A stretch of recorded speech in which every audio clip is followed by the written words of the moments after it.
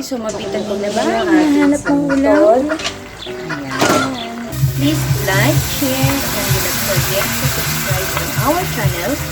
And do not forget. Like, share, and subscribe. Thank you for watching. Okay, so do not forget to push our notification bell down below to get more updates. Bye!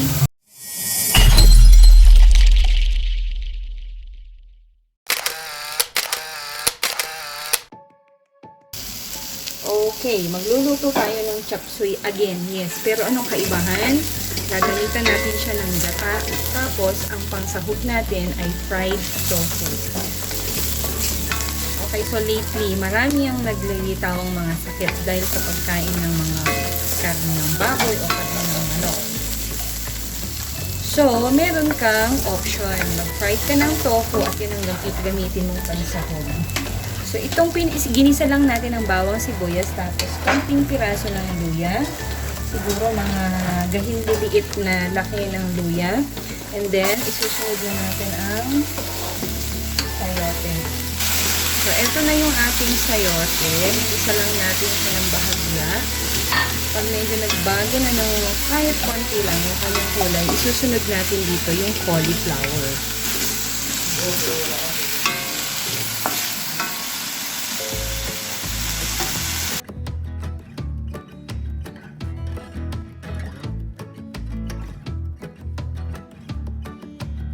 Hayaan muna natin siya habang nire-ready ko naman yung ating cauliflower. Okay.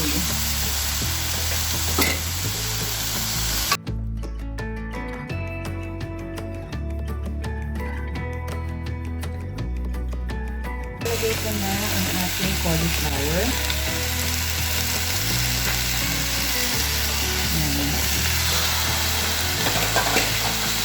And then, pwede na natin isunod yung carrots.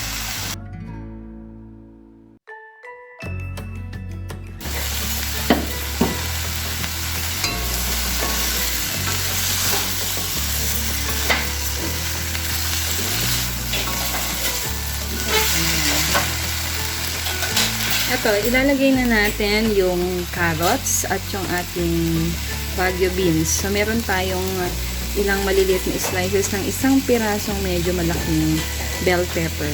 So, isasali na rin natin yan.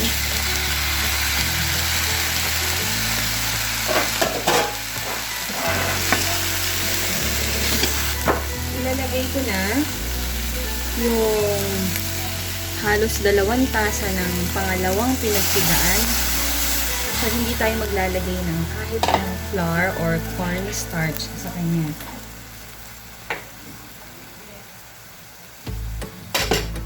Then, ilalagay lang natin itong repolyo. Okay.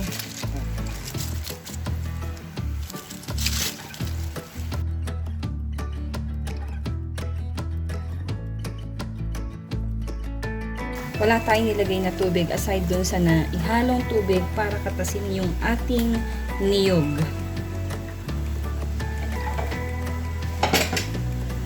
And then, eto yung ating dahon ng spinach.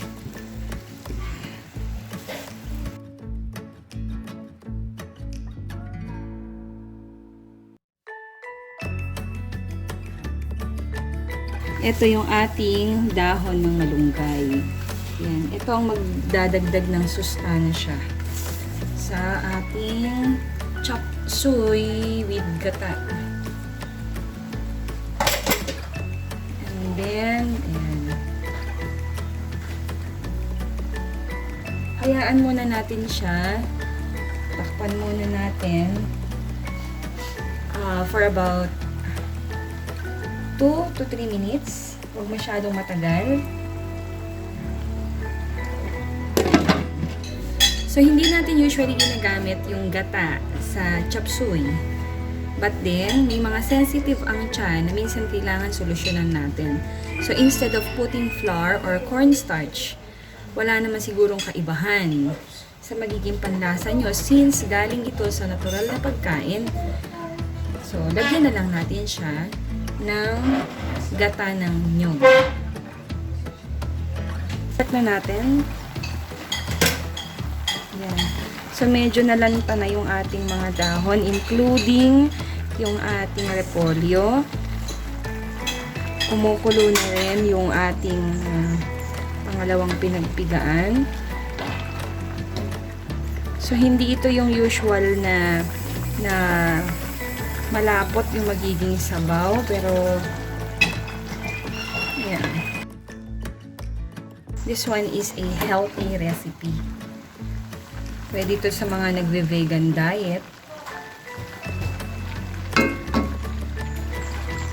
Yan. And then, since kumukulo na siya, ilagay na natin yung ating fried tofu. Okay, yung ating fried tofu, na-fry siya sa olive oil.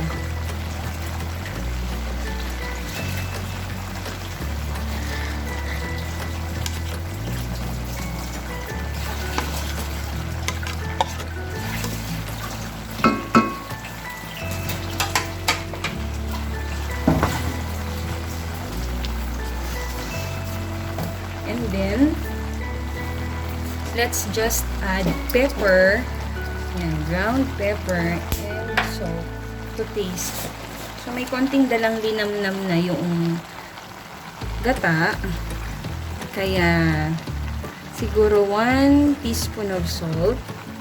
Preferably.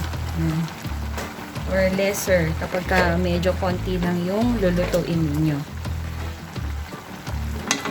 Since dahan-dahan lang dapat ang paghalukay para umibabaw lang ng konti yung mga nasa ilalim. At the same time, yung ating tofu ay kumalat.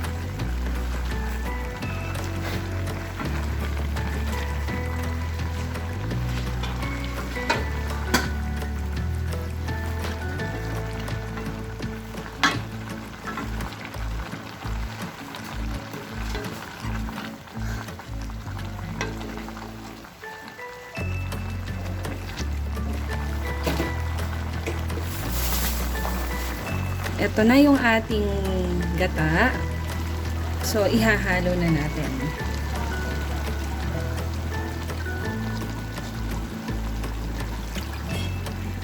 Ayan.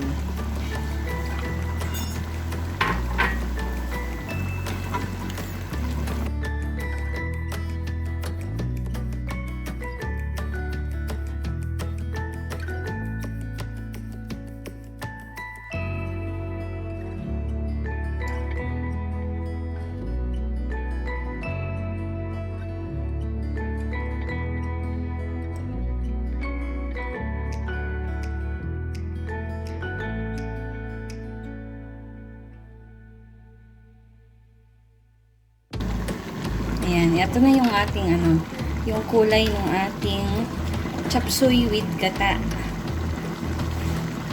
Siyempre, with fried tofu.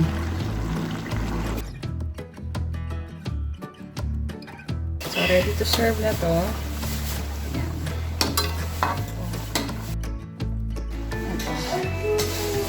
Ito na siya, ating chopsuey with gata. So, a very healthy recipe. So, please do not forget to like, share, and subscribe kung nagustuhan nyo yung ating recipe for today. And, please push the notification bell down below to get more updates. Thank you for watching!